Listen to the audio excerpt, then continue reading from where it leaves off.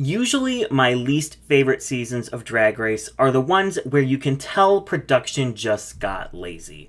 It's easy to see in seasons like All Stars 2, All Stars 6, Season 6, Season 12, when production is trying new things, shaking up the formula, and flexing their creative muscles into the season.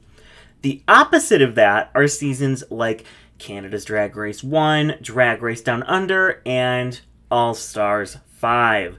3 seasons at the very bottom of my season rankings.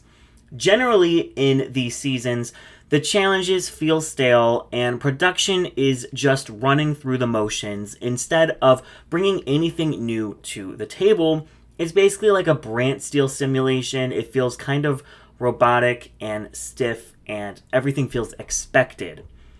I asked you guys on my Instagram how rigged you thought this season was, and this was the result of that poll, so we are in for a wild ride.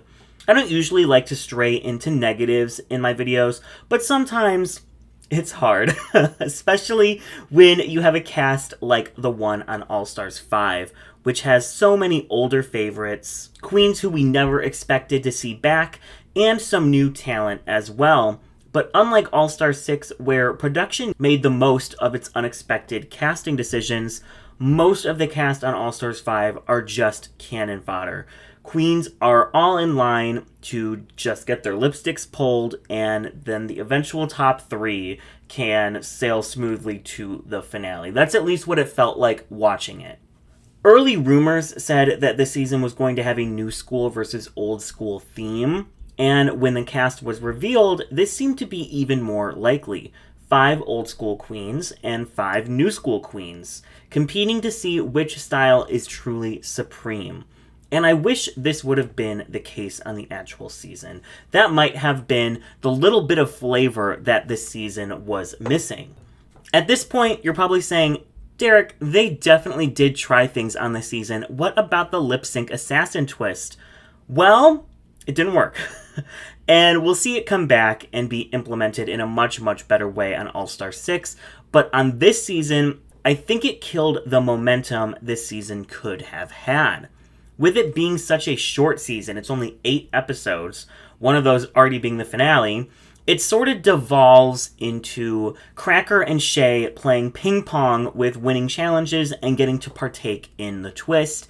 And honestly, most of the Riggory we're going to talk about on the season is in relation to the twist. So without further ado, let's break this season down, episode by episode, and solve the mystery behind the Riggory of All Stars 5.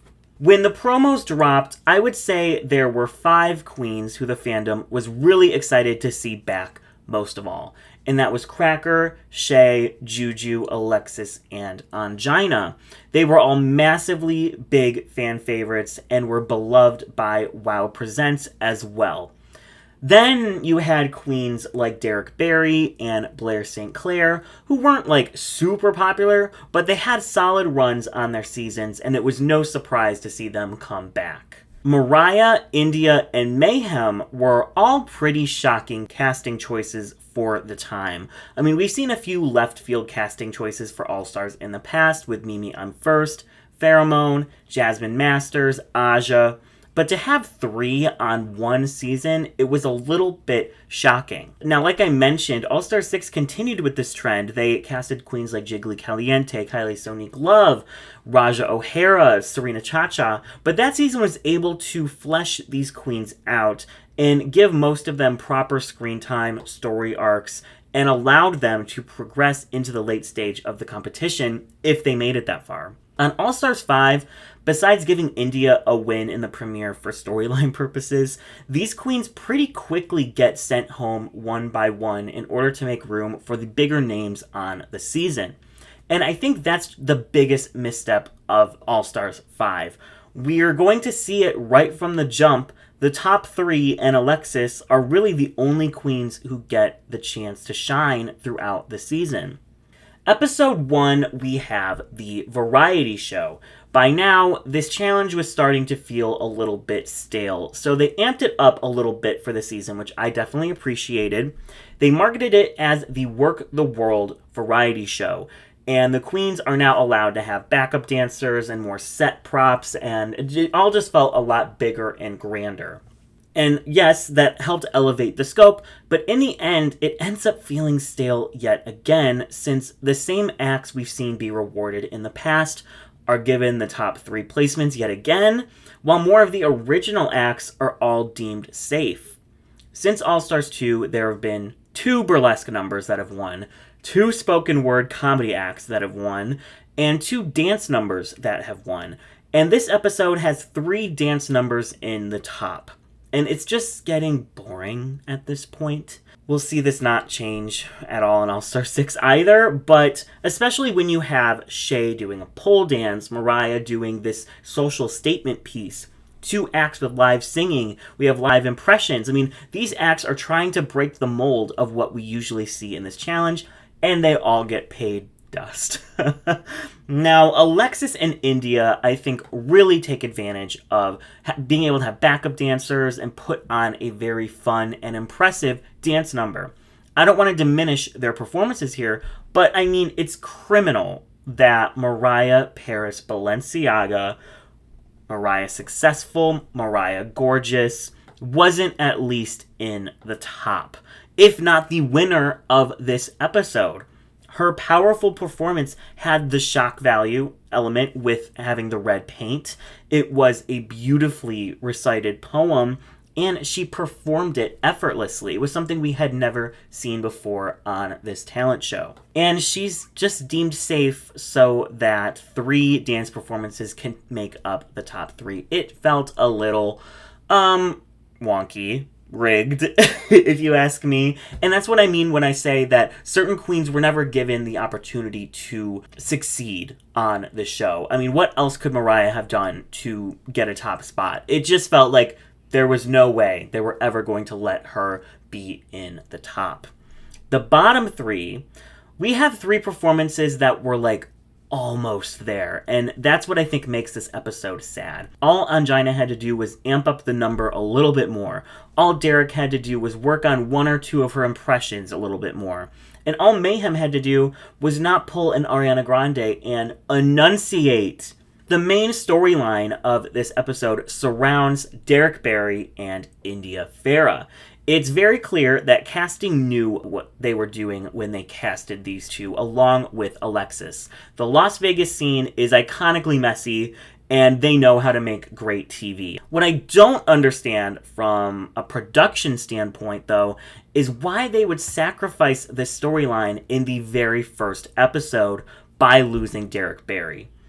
It's been said a million different times, but this season would have been so much better if Derek had stuck around just a little bit longer. They rig this shit all the time for storylines. Why not rig it to keep Derek out of the bottom and allow these 2 to continue their rivalry for at least like 2 more episodes? Rewatching Derek's performance, it's kind of a beautiful disaster. The format of it was definitely off. She for sure should have just had a telephone there and pretended to call everyone rather than just stand there and like rattle these impressions off. But some of her impressions were actually pretty funny. Her Joan Rivers, her Cher, her Caitlyn Jenner, her Lady Bunny.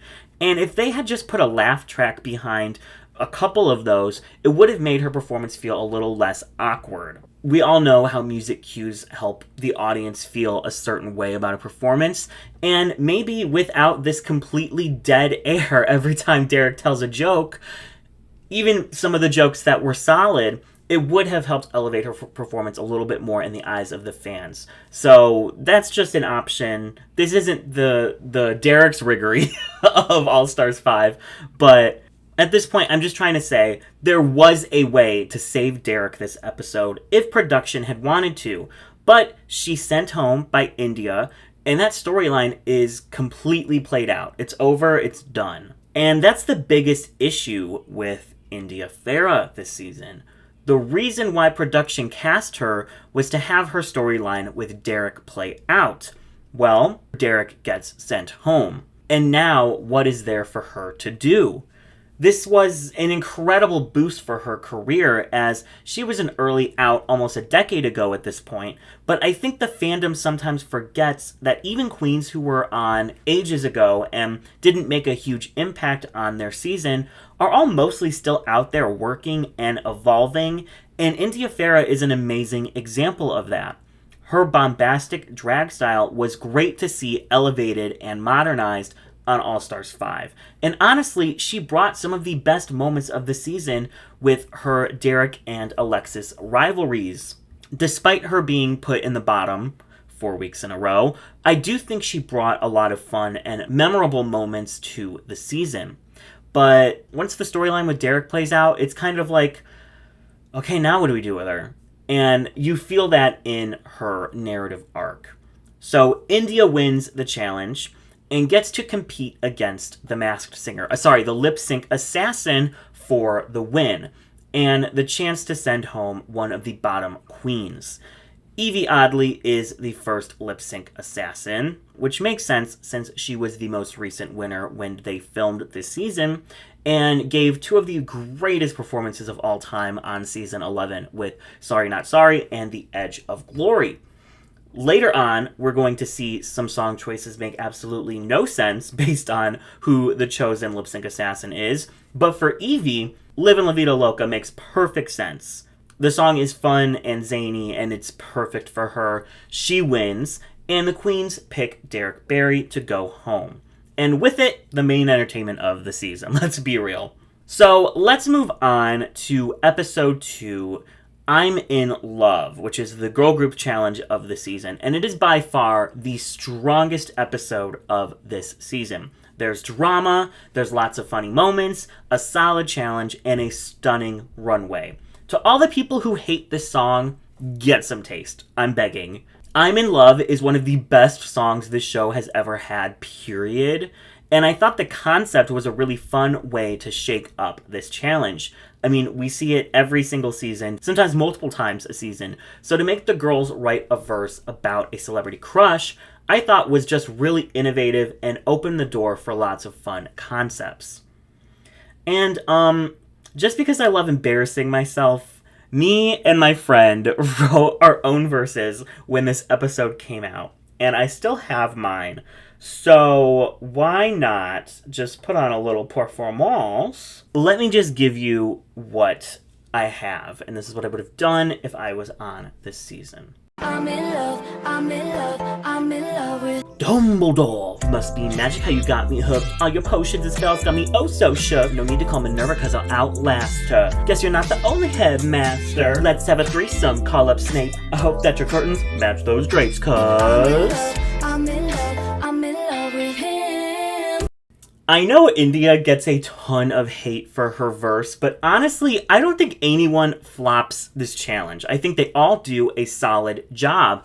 Angina, unfortunately, is sick, and her voice is a little, interesting. But her lyrics are solid and hella catchy. She says, like, kryptonite between my thighs, and I said, oh, okay, girl. I love how Alexis and Blair and Mayhem and Jujubee and Cracker all have a lot of fun with their celebrity choices. India picking Justin Timberlake is in reference to Derek just going home, which is iconic. And then Team Shea all pick superhero actors, and that's a super fun choice as well. I feel like everyone is just having fun. This is such a good episode. And I think because of it, there's lots of options for who could be in the top. Shea winning, I mean, look at the material. Her Wakanda line is an all-time great. Her look for the challenge was adorable, and her runway was jaw-dropping. I mean, this episode is Shea at her very best. She dominated from beginning to end. She lip-syncs against Alyssa Edwards to Neutron Dance, and, like, this song is totally up Alyssa's alley. It's a high-tempo 80s bop, and that's been what most of her lip-syncs were too. But Alyssa gives, like, maybe 50% here. Whether they asked her to throw it or she wasn't really feeling it, we don't know. But this definitely wasn't Alyssa trying too hard to win. And that is, I think, why this twist does not work this season. Because the lip sync assassins are not assassinating. Like, they're just not giving what you would expect. And obviously, All-Star 6, every single assassin comes on and does a fantastic job. Here, it's kind of 50-50, and we have amazing lip syncers like Morgan McMichaels and Evie Oddly who really do the damn thing, and Roxy Andrews. But then you have, like, Alyssa Edwards here, who I don't think give as much as they normally would in a lip sync. As for the high placements, I was very, very close to calling Jujubee being high rigged. Her verse is funny and she sounds great, but her performance was just a little bit stiff compared to queens like Alexis and Cracker, who had equally funny verses, but also had more dynamic performances. But Juju still did solid, and Alexis and Cracker were in the top the week prior, so I get them trying to disperse the top placements a little bit.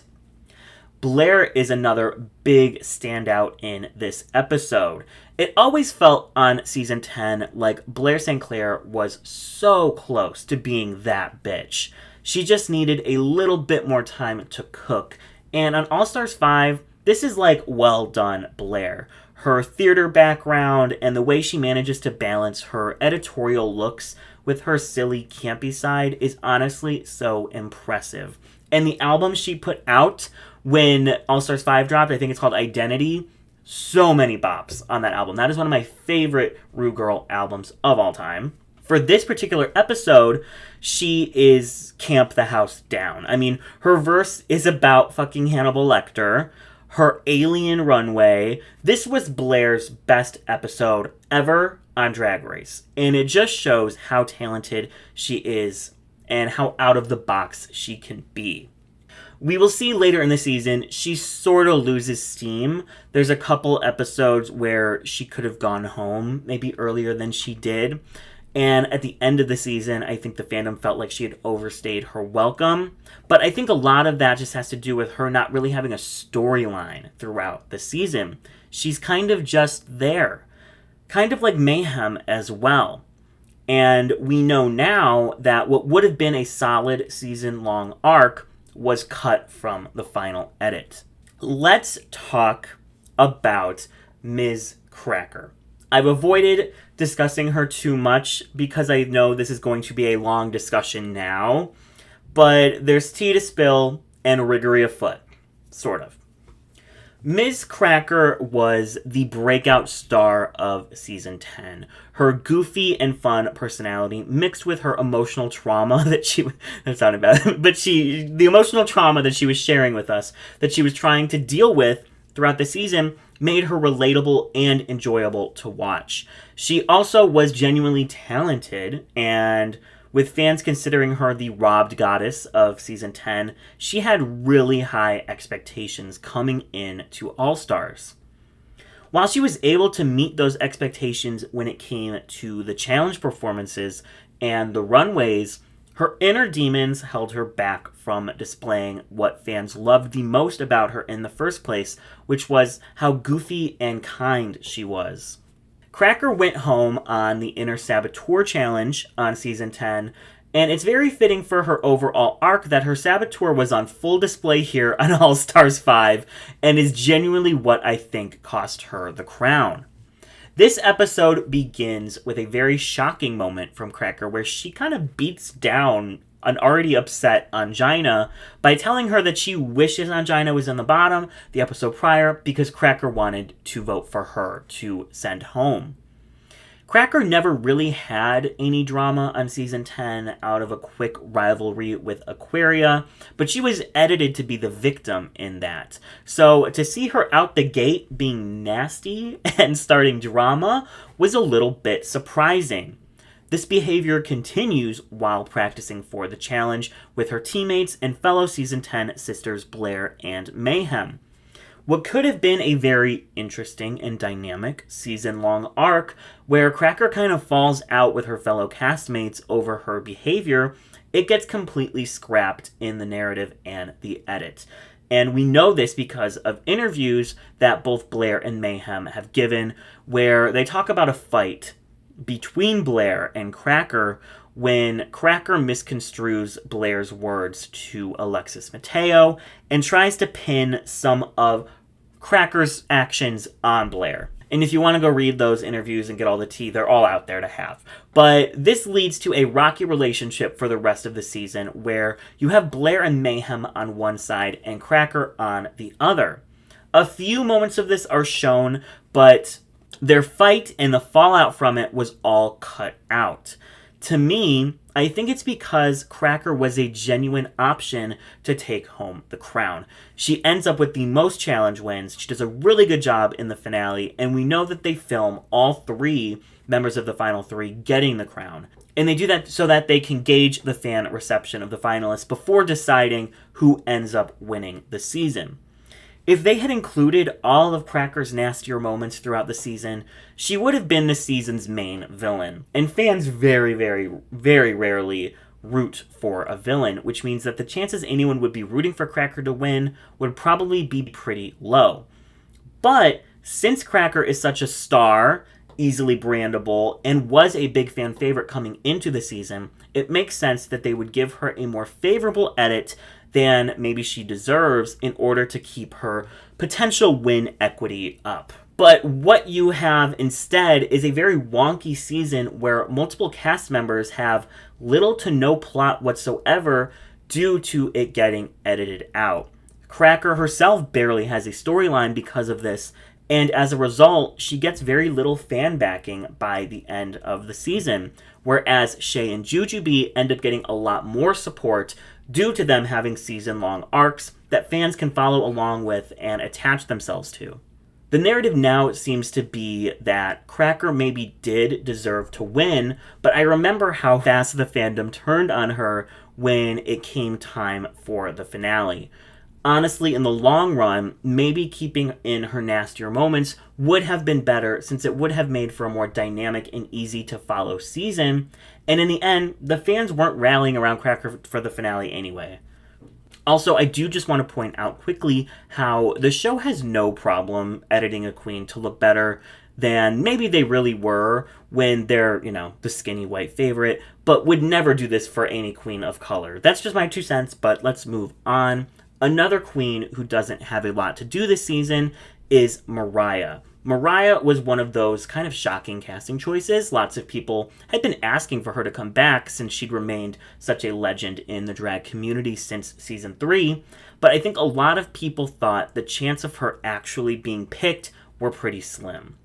The excitement everyone felt when she showed up was insane, but it quickly soured once she was robbed of a potential win in the first episode after her amazing talent show, and she gets put in the bottom 2 the next 2 episodes before quickly just being sent home. The first episode, we had a bottom 2 and we had a low placement. This episode, we have a bottom 3. I've pointed this out before, especially in the All-Stars 2 and All-Stars 3 videos. If production wants to keep a queen who would be in the low position around, they'll just keep them low, like Angina in the last episode. But if the queen who would be low is someone that they don't really see in their endgame, they'll just make it a bottom 3 and put them in it to kind of tarnish their track record moving forward, like Aja in The Bachelor and Mariah here. Sure, Mariah's performance might have lacked some facial expressions, but she didn't have nearly as many problems with her performance as India and Angina did. She very easily could have just been low here and avoid an unnecessary bottom placement. But instead, they make it a bottom 3 and throw Mariah in it.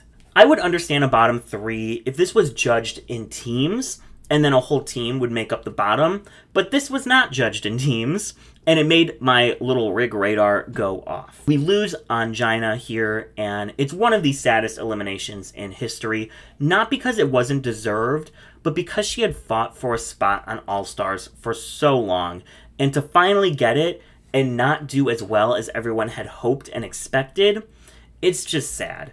And then Cracker kind of knocking her while she was down made things even worse, and by looking at all the looks she had prepared for the season, some runways she even had 2 options for, I'm really upset still to this day that we don't get to see more from Angina.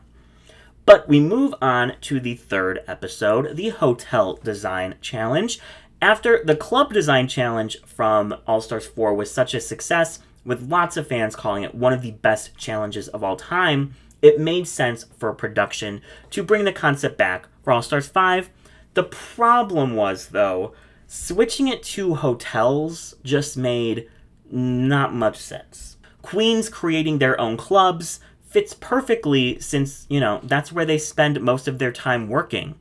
I don't know how many queens spend their days doing shows at a Best Western or a La Quinta, but, that's just me.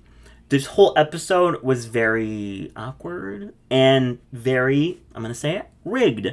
Looking at the club challenge the season prior, Trinity the Tuck, Manila Luzon, and Latrice Royale were all in the top because they had a pretty unique club concept with Club Hive, and their natural charisma and humor made for a really great experience. Valentina and Naomi were put in the bottom because their Club 96 wasn't anything original and was sort of one note. Well, Blair and Mayhem basically redo Club 96, instead just naming it the Gold Bar or the Gold Lounge, something like that, and make everything gold. And then they have lots of jokes about how rich they are. And they're named the top team of the week. But then the winner isn't from their team, it's Jujubee, who had the funniest performance. It's a mess. It's a mess. And I don't understand why they didn't just give Team Juju the high spots for the week. Alexis and Juju were the two funniest queens of the entire episode. And while India had some awkward moments, she still contributed to an amazing hotel room. Part of me thinks they didn't judge us in teams because then Cracker would be in the bottom, and due to her shady antics and lots of the cast being generally annoyed with her at the time, she probably would have gotten the boot. Instead, they can switch her out for India, who was the worst on her team and who has no real storyline equity left. Not judging in teams makes no sense for this type of challenge where everyone contributes to the same goal. Obviously, some performances can be better than others, but whoever makes the best room with the best jokes should automatically be safe. And here, that was Jujubee's team.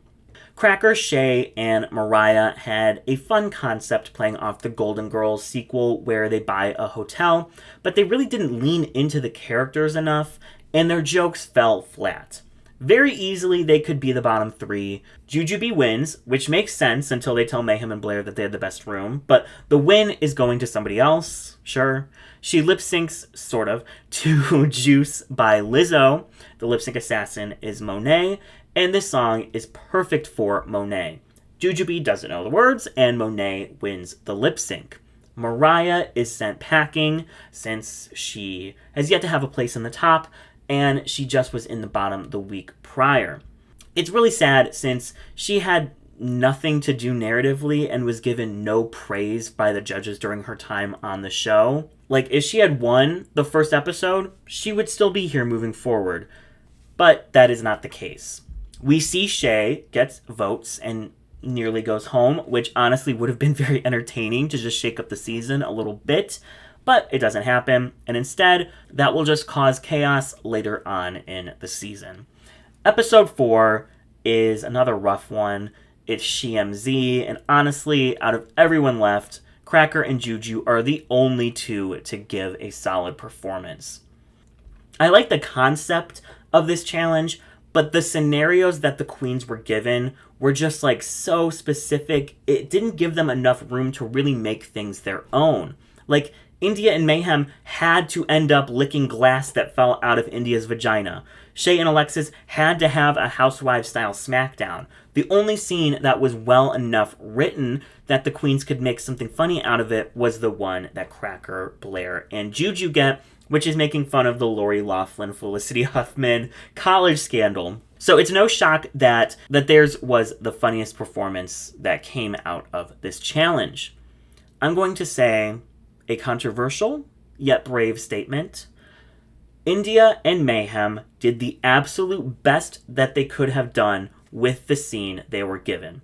I don't know how you make that any better or any funnier. I honestly feel like being given that scene, they're kind of destined to be bottom two. It's just so convoluted. It's so weird. and it's so not good. Then you have Shea and Alexis, though, who I think could have done a much, much funnier scene with the prompt they were given. And honestly, they were somewhat of a letdown for me this week. Part of me thinks India and Mayhem should have been safe just because they managed to do what they did with a bad hand, while Shea and Alexis fumbled what could have been a much funnier scene. But honestly, anybody but Juju and Cracker could have been in the bottom here, and I'd be like, yeah, that makes sense. Morgan McMichaels is the lip sync assassin, and she and Cracker lip sync to Where Have You Been? This is my favorite lip sync of the season, and I know a lot of people were pissed it was a double Shantae, but I honestly thought they both kind of turned it, so I was fine with it. Morgan then gets to eliminate her best friend Mayhem, which is definitely not sus whatsoever, and Mayhem kind of quits also. She votes for herself, and that made me so sad since, she's my all-time favorite queen ever, period. She would win every season she touched if the show wasn't rigged against her. At least that's what you all love to tell me. I genuinely think if Mayhem had fought to stay there, she would have. But since she gave up, the queens sent her packing over India, and we're down to our top 6 for Snatch Game. This was such a wild Snatch Game because we had 3 of the best performances of all time with Alexis, Juju, and Shea, and then the other half all completely bomb. This is also where we first see one of my favorite twists in all of Drag Race history. I'm definitely lying. It's the bottom 5, where if you're not the winner, everyone else is in the bottom. The fact that Alexis and Jujubee have a big old bottom on their Wikipedia page for this episode is absolutely criminal. That's the only time I hate a big old bottom. Shea ends up getting the win. A lot of people think it's Riggory. I don't think it is. To me, anyone out of Juju, Shea, or Alexis could have won, and I felt like it would have been justified. But I do want to throw a little conspiracy theory at you. So we know that our lip sync assassin is Vanjie. One would think that with Alexis doing so well all throughout the season, and especially in this episode, and then getting to see her lip sync against her drag daughter, would have been a really fun storyline for the episode. But my theory, and this is just speculative, I have no tea on it, I think that production told India to out Alexis as scheming against Shea a couple of episodes prior.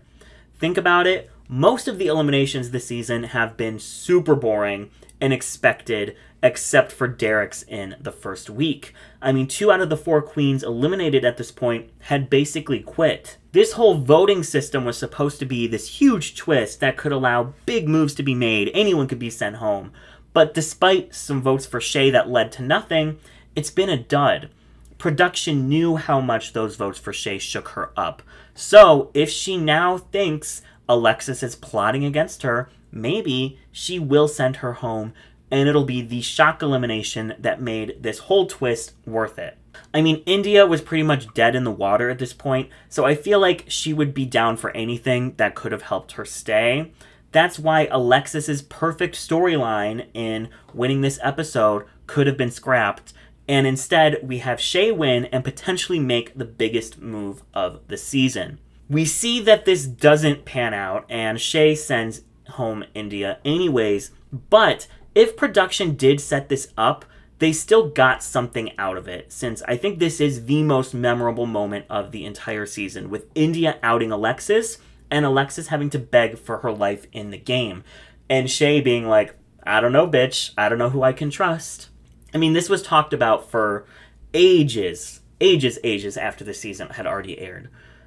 Obviously, this is something that could never be proven, whether production stepped in or not. But to me, I think that makes perfect sense as to why the decisions were made this episode that were made. Alexis was potentially the most entertaining queen on this cast. I mean, she gave the drama, the looks, the performances. She truly took full advantage of her third shot at the crown. Despite her not getting a win, I truly think if this were the top 2 format, she would have had the most wins. out of anyone. I mean, maybe we'll have to tackle that in a future video. Let me know if you want to see that. Alexis becomes the season underdog in this episode, and watching her think that her dream is about to be shattered in front of her drag daughter is so sad to watch. But like I said, Shea wins her lip sync and sends home India, and we move on to the final 5 ball challenge. Now, this challenge is fun. They have to make a relative of Ru to be at his barbecue and then make a look using outdoor materials. Everyone does a good job this episode, especially with the design looks, but unfortunately, this is Alexis's swan song. Cracker wins, which makes sense. Basically, anyone out of her, Shea, or Juju could have won, and I'd be like, yep, that checks out. But this is also why the stupid everyone is in the bottom twist sucks, because there is such a clear bottom to this episode with Blair and Alexis. Alexis had the weakest relative, and Blair had the weakest design look. I think everyone is in agreement that Blair definitely should have left here. This would have been Alexis's first real bottom placement, and Blair had been having trouble ever since the SheaMZ challenge. But no one can really trust Alexis after India's claims, and Blair is a very rational player who's going to make the fair decisions moving forward. So Alexis goes home.